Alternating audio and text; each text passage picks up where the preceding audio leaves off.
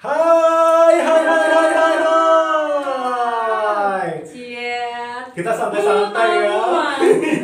Momen namo. Namoi. Namoi. Kita belum ya ngobrol Apa? sama teman-teman Namoy ya. Oh iya. Kapan-kapan berarti harus diundang. Ada tempat ya. namanya Namoy. Tempat Namoy. ngopi. Dekat rumah aku. Angle yang agar tidak tampak lemu, guys Oh, ya. atau kira mencari cahaya ilahi. Udah lumayan deh ini. HP yang ini lumayan cahayanya. Ya benar mantap. benar benar. Cuman aku belum bisa bilang apa-apa mengenai HP ini gitu ya. Tiara. Pokoknya terima kasih banyak buat yang sudah support semua kepentingan kita Iya. untuk bikin kita lebih aktif, lebih semangat, lebih kreatif. Mensupport Ya. setiap karya ya. Kita ucapkan terima kasih. Gue mau. Ya, kita kan kemarin janji buat bikin video itu di lokasi baru. Cuman kita ada sedikit kendala ya. Iya, banyak ya kendala ya. Siapa tahu nanti Akhir-akhir minggu depan ini memang keadaan bumi itu tidak terlalu damai, jadi kita harus banyak memberantas segala macam kejahatan itu untuk menegakkan keadilan di bumi pertiwi kita ini. karena malam Nita tuh jadi kucing, bukan Catwoman ya, kucing nangkepin tikus. Tikus beneran kok ini, bukan apa yang kerah-kerah itu. Bukan. Nah, balik lagi di hari Jumat yang cerah ceria Oh, ini. bisa aja tadi ada bunyi tot. Orang jualan dong. Kita bakal bahas buku dan bukunya sudah spesial banget hari ini. Aku lupa ini requestan siapa ya buku ini ya? Oh, ini the request. Iya, ada requestan. Pokoknya yang suka buku ini ada Jamal, ada dia Anugrah mungkin ya Nit ya. Suka ya? Suka. Yang pasti yang suka juga penerjemahnya. Iya kan, ini diterjemahkan langsung sama Mas Roni Agustinus. Rumah Kertas yang ngarang tuh Carlos Maria Dominguez. Iya. Kayak Latin gitu ya. Iya namanya. Kayak kita kayak baca sinetron-sinetron gitu gak sih? Kayak novela, Iya. novela namanya. Pertama kali terbit itu tahun 2002. Berarti 10 tahun lalu dong. Iya, 10 tahun lalu. 2010. 2020 Iya. 12, 18. 18 gitu. Jadi kita sama ya Nong ya. Ini ada Inong di situ sebagai kameramen. Diogenes. Oh iya, yang belum tahu Inong kan yang sering kita sebut Nah, Inong. emang dada sini. Dada dulu. Sini. Gini aja, cepetan. Biar tahu mana Halo, Inong. guys. Nah, itu dia Belum Inong. mandi, guys. Agak sengseng. Pertama kali terbit itu di Montevideo, Uruguay dengan judul La Casa de Papel. Paper ya. Iya, saya nggak tahu sama sekali tentang ini. Diterjemahkan sama Mas Roni Agustinus. Ini cetakan keempat Desember 2018. Wow, cetakan keempat. Laris juga ini ya. Iya, cetakan pertamanya keempat loh. itu di September 2016. Laris berarti. 2 tahun dan dia masih mencetak ulang. Berarti memang laris. Laris banget. Oh, Dan ya. everlasting ya. Biasanya kan kalau udah cetakan keempat biasa tapi masih tahun yang sama atau pokoknya nggak sampai 1 tahun, tapi ini udah 2 tahun 2 ya. tahun dan Oh, masih bagus kamu ya. dibaca orang, minat bacanya tinggi oleh penerbit Margin Kiri. Yeay. Nah, siapakah si penulis ini? Dia lahir di Buenos Aires, Argentina. Oh, ada ini ya kok saya nggak tahu. Iya, ada di depan. Siapa si Carlos ini? Pada tahun 1955. Wah, aku udah lahir berarti. Umurku kan 69 Oh ya. iya kemarin ya. Happy birthday Kak Stevi. Dan tinggal di Montevideo, Uruguay sejak tahun 89. Telah menulis banyak novel, antara lain ada Bicicletas Negras. Kalau ucapannya salah dimaafkan ya, karena nggak tahu nih bahasa apa. Lalu La Mujer Hablada tahun 95, yang tadi tahun 91, yang meraih penghargaan Premio Bartolomeo Hidalgo. Terus ada Tres Muchachas and Mi Carabina dan La Costa Ciega. Ini yang tahu bahasanya kita dilempar sandal nih. Iya makanya baca namanya aja udah puyeng nih. Iya, pokoknya gitu ya. Ini novelnya, ya intinya gitu ya, bahasanya aneh-aneh. Nah, intinya novel ini La Casa de Papel ini telah diterjemahkan lebih dari 20 bahasa. Gila. Gimana kah isinya? Secara ringkas teman-teman di rumah, Intinya itu ada seorang profesor sastra di Universitas Cambridge, Inggris. Dia tuh mati gitu ya, tewas ketabrak mobil saat sedang membaca buku puisi Emily Dickinson.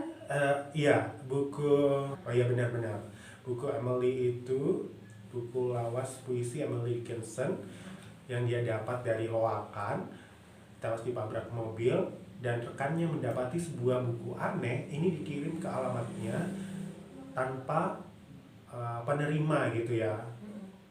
Sebuah terjemahan bahasa Spanyol dari karya Joseph Conrad yang dipenuhi serpian-serpian semen kering dan dikirim dengan cap pos Uruguay.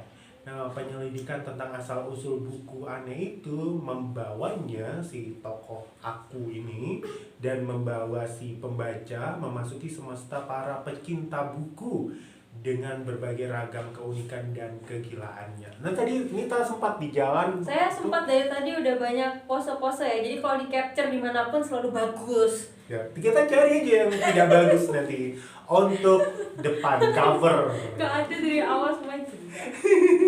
Ya, Nita tadi di jalan sudah sempat cerita-cerita. Ini kayaknya hanya untuk memenuhi hasrat ambisi para books lovers. Ceritakan deh gimana? Iya, sebenarnya sempat agak kecewa ya ketika tahu bukunya ini itu tidak menggambarkan Meksiko atau Latin dunia Latin sama sekali gitu. Kalau saya sih pribadi tahunya Latin itu kan pasti gembong-gembong mafia atau sirkus Cassandra. Oh, sirkus ya. Novela, iya Itu kan. dia tinggal di sirkus ya? Sirkus. Oh iya. Taunya kan gembong mafia, terus abis itu kartel ya, terus juga atau enggak sepak bolanya, oh iya, ya kan gitu. Brazil, atau heboh dunia festival ya kan bunga gitu ya, Venezuela gitu kan, nah gitu.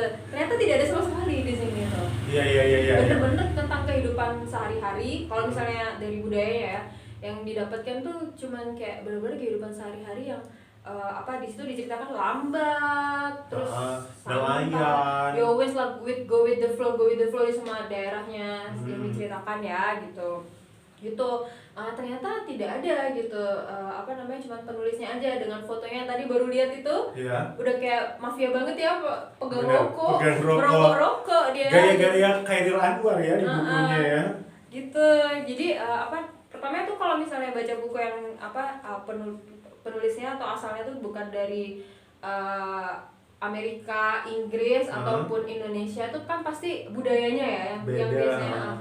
Ini tuh kurang dapet di situnya, tapi ini sangat memuaskan untuk para penggila-gila buku. Gitu. Jadi banyak nama-nama penulis-penulis terkenal. Ya, benar. Di sini. Jadi Dostoevsky, Tolstoy, bahkan the one and only William Shakespeare kan. Tadi dibukanya aja udah langsung Emily Dickinson, buku puisi gitu kan. Ya, di halaman pertama ini bertaburan loh teman-teman. Mulai dari yang Nita bilang tadi, mana nih tadi nama Emily Dickinson. Terus ada Fidel juga nanti di tengah-tengah Siddhartha. Nah, tuh kan. Tuh ya. Iya, lalu Encyclopedia Britannica. William Faulkner, gitu-gitu ya. Iya. Jadi kalau misalnya untuk yang penggila buku pasti senang banget. Ya ampun ini Ya, kan kita seneng kan ya kalau kita ngefans sama satu orang terus disebutkan di satu buku yang laris kayak gini gitu kan pasti senang gitu. Bukan cuma di halaman pertama tapi di semua halaman itu menceritakan nama-nama penulis gitu. Ya. Terus juga buku ini menceritakan juga mendeskripsikan tentang tipe-tipe penggila buku, tipe-tipe kutu buku. Tapi sebelum kesana, secara ringkas ceritanya ini gimana kalau menurut Nita? Ada si cewek. Ya, ada si cewek namanya itu Bluma, Profesor Bluma. Dia ini profesor sastra. Dia meninggal tiba-tiba dengan cara yang sangat sastrawi sekali. Baca buku puisi lama terkenal ya, terus dia meninggalnya ditabrak mobil. Gitu. Itu menjadi perdebatan, tapi itu bukan masalah yang diangkat ya, cuma disinggung aja. Sampai ada penggantinya Bluma. Nah, ini saya kok kurang tahu namanya ya, padahal dari aku juga sampai, lupa ya namanya. Dari depan sampai akhir ini aja yang bercerita. Benar. Dia yang bercerita. Nah, dia menerima buku tua juga Pokoknya judulnya dulu tuh asistennya Bluma ya. Deil gitu dia bahasa Latin itu.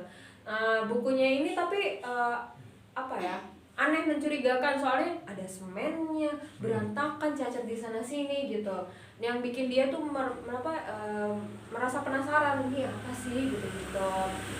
Akhirnya disitulah dimulai perjalanan si penggantinya Ibu Bluma yang saya tidak tahu, lupa namanya siapa. Mencari Siapa nih yang pengirim?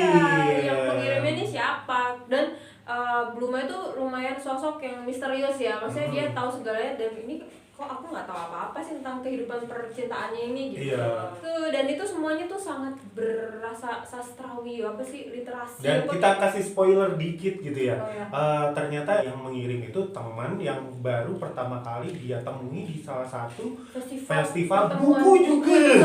Pokoknya ini semua tokohnya di sini tuh ya profesor buku, terus penimbun buku yang emang bukunya tuh bukan cuma 1.000 2.000 tapi 20.000 18.000 gitu. Semuanya penggila buku, dari jenis penggila buku yang rumahan biasa, atau dia punya toko, atau dia yang rapi tersusun, ada juga bukunya kuno-kuno. Itu semuanya dijelaskan di buku ini. Jadi kalau makanya kenapa dibilang ini tuh untuk memberi makan ego para pencinta pembaca buku gitu, karena begitu ini aku banget, iya ini penulis yang aku banget kayak gitu. Itu tipikal-tipikalnya penggila buku apa aja nih Nit? Ada yang bukunya tuh semuanya ini adalah cerita penggila buku yang benar-benar menimbun buku ya. Jadi bukan cuma suka baca aja gitu, atau punya buku di rumah satu rak aja di ruang tamu atau di ruang kerja, enggak. Tapi ini tipenya yang semuanya sampai di rumah, sampai kamar mandi. Iya, bahkan kamar mandi. Yang nggak ada nih, bahkan dia tuh rela mandi tidak menggunakan air panas, padahal di negaranya situ dingin. Musim ada dua, panas dan dingin gitu. Dan orang biasa ya, dia selalu mandi dengan air dingin. Kenapa? Supaya nggak merusak buku yang disimpan di kamar mandi. Dia bahkan menjual mobilnya, bukan menjual, memberikan aja mobilnya supaya apa? Supaya dia bisa taruh buku di garasi. Benar-benar rumahnya itu dari buku gitu. Semuanya tapi semuanya orang yang disebutkan di sini ceritanya tuh kayak gitu.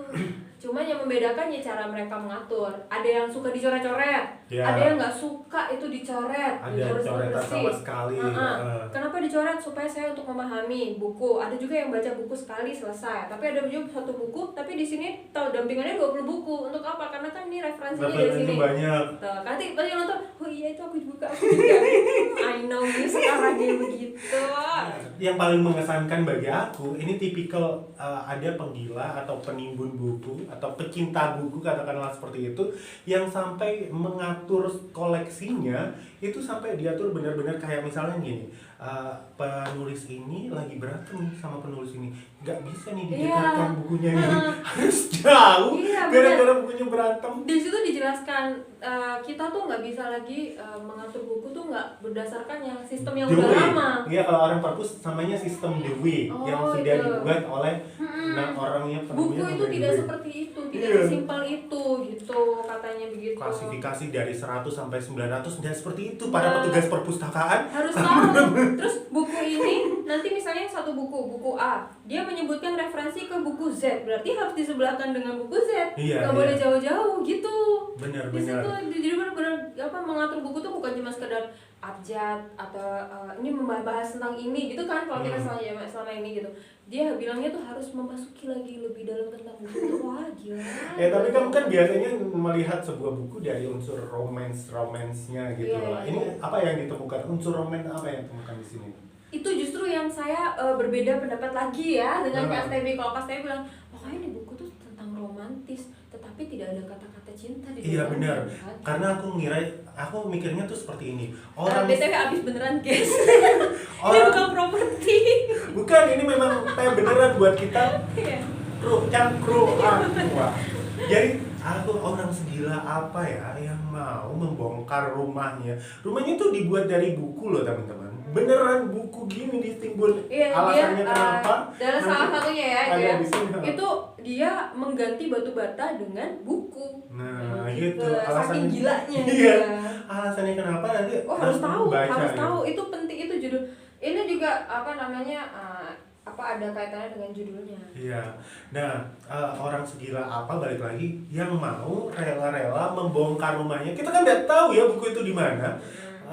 Untuk mencari buku tersebut dan mengembalikan lagi ke si pemiliknya kalau dia tidak mempunyai kecintaan. Kan gampang aja aku beli aja di luar yang sama gitu. Dia menggunakan alasan untuk membangun rumahnya dari buku, bener-bener buku itu kan sangat sensitif di buku, di cerita ini. Itu adalah sakit hatinya dia, kekecewaan dia yang paling dalam gitu. Sampai dia pokoknya wes gak ngurus omahku ya, tak bangun dari buku gitu. Tapi dia rela mencongkel itu, jadi kayak membuka luka lama gitu kan untuk wanita ini yang ternyata kisah cintanya itu juga sama-sama kayak apa sih namanya, kayak one night stand gitu. Diceritakan juga yang menceritakan buku ini ya, sosok wanita yang meninggal yang dicintai mati-matian oleh dikasih buku ini itu tipikalnya bukan yang memiliki hubungan jangka panjang. Tapi kalau one night stand dia biasa gitu. Padahal hanya one night stand gitu kan. Tidak ada kelanjutannya gitu. Yosef namanya ya yang cowok. Bukunya bukan sih. Nah itu juga di depan ada tulisan Joseph sang adiluhung gitu kan. Nah, itu Joseph itu adalah Joseph Conrad, itu adalah buku yang diberikan ke Deil tuh loh judulnya sih apa kertas gitu loh. Nah itu aku lupa. Kayaknya itu adalah sosok yang kayak mungkin untuk mengenang si Joseph Conrad ini, si penulisnya itu kayak bikin itu gitu. Bikin ini gitu ya. Tapi itu hanya jadi pijakan gitu ya. Tapi usul ceritanya itu ya itu untuk memberi makan ego para kutu buku level dewa. Kelebihan. Mungkin kelebihannya apa nih? Banyak ya, selain nama-nama itu untuk orang yang suka baca, yang baru yang kenal nama-nama kayak tadi tuh Bukowski, Tolstoy, bukan cuma sekedar William Shakespeare gitu, kalau itu kan udah terkenal banget ya. Banyak nama-nama. Dickens itu pokoknya semua penulis-penulis itu ada namanya di sini ditulis gitu, disinggung semua penulis. Terus juga alur cerita mau dilihat dari sisi romansnya itu ada. Terus habis itu dari tipe buku, pecinta buku kan suka yang misterius ya. Di awal buku tokohnya udah langsung meninggal. Ya kan? Itu juga alur yang disukai oleh pembaca buku gitu kan. Tapi juga ada kayak makna intisari pelajaran yang dipetik itu juga ada dari penutur ceritanya ini. Itu dia juga memetik nggak usah gendeng sorong lah sama buku gitu dia bilangnya ya kan?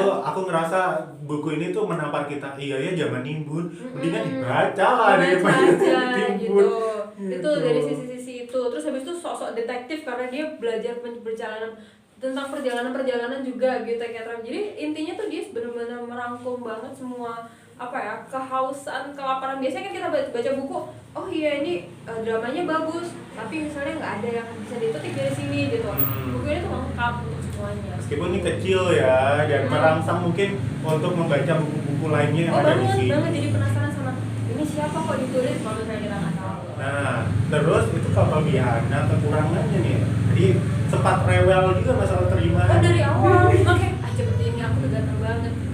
Nah, seperti biasa ya, ahli bahasa ini nggak tahu. Nanti aku tag aja ke Mas Roni nanti. Soalnya banyak gini, jadi mungkin di bahasa aslinya itu nggak ada artinya di Indonesia yang bahasa baku. Padahal kan sebagian besar dia ceritanya pakai bahasa baku ya, bukan bahasa sehari-hari. Akhirnya dimasukin ke bahasa sehari-hari yang bahasa Jawa. Untungnya saya ngerti, mungkin ada kata-kata lainnya saya nggak ngerti, mungkin itu di bahasa daerah lain gitu ya. Gitu, jadi bingung ini apa maksudnya gitu. Tapi memang saya menyuruhkan. Ini aku ada yang aku cari. Menyuruhkan. Terus halaman ada depan itu 43. meletakkan buku di apa gitu ya, di menyuruhkan len apa gitu. Padahal ini cetakan keempat, harusnya tuh sudah bisa dibaca dan pokoknya itulah gitu. Si ceritanya siapa yang menerima buku ini naruh ini tuh di sebuah apa gitu, ada bahasanya apa saya nggak tahu gitu sampai akhir. Dan akhirnya kita juga berbicara cocok untuk siapa sih buku ini. Tadi yang pasti ya yang suka baca buku ya, kalian yang pengen refresh bener-bener untuk dibaca selingan, mungkin lagi baca apa gitu tapi untuk selingan yang untuk senang-senangan tuh, yang suka itu bisa dibaca ini. atau untuk yang belajar sastra, anak-anak sastra gitu itu juga baca ini. Tapi sisanya juga nggak apa-apa kalau untuk mengenal aku pengen mulai baca nih yang karya-karya apa namanya, nama-nama besar misalnya gitu, tapi don't know where to start gitu ya, bisa baca dulu nih dari nama-nama itu kan ada penyinggungannya dia. Iya benar. Anglo-Saxon itu baca tentang apa, menulis tentang apa, siapa tentang apa gitu aja. Ya, dan gara-gara ini itu aku ke buku lainnya kayak Henry Marvell yang Bart LeBay kemarin itu, terus Rumah Boneka di sini ya. Aku akhirnya aku kayaknya punya Rumah Boneka dan aku belum baca, karena aku baca dan itu semua sudah aku bereskan semua. Dia gitu. judulnya menipu banget loh, jadi ketika ditulis judulnya Rumah Kertas ini mananya Rumah Kertas, karena di perjalanan membaca itu petualangan gitu belum. ini kayaknya nggak mengarah ke Rumah Kertas, jadi harus baca sampai akhir. Nah itu kan itu juga memuaskan ego dari pembaca kan. Ya. Penggila baca. Nah, berapa nih nilainya nih untuk buku kecil ini? Aku tuh sangat mudah memberi nilai ini karena bahasanya yang kurang, tapi covernya udah bagus banget loh ini. Iya. Covernya suka banget. Bagus. Nggak Kita ada. nggak. Aku Ini nggak di kartu copyright ya, loh. nggak ada ini. Mungkin biasanya Ini ada ada biasanya kalau ilustrasinya. bagus banget dan buku luar kan biasanya ada penghargaan sendiri. Ini gitu. dia ada ilustrasinya.